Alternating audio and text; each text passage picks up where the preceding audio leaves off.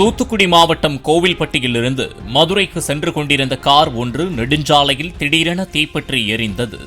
என்ஜினிலிருந்து புகை எழுந்ததும் காரில் சென்றவர்கள் உடனடியாக இறங்கி தப்பிய நிலையில் தீயணைப்புத் துறையினர் வருவதற்குள் கார் முற்றிலும் எரிந்து எலும்புக்கூடானது.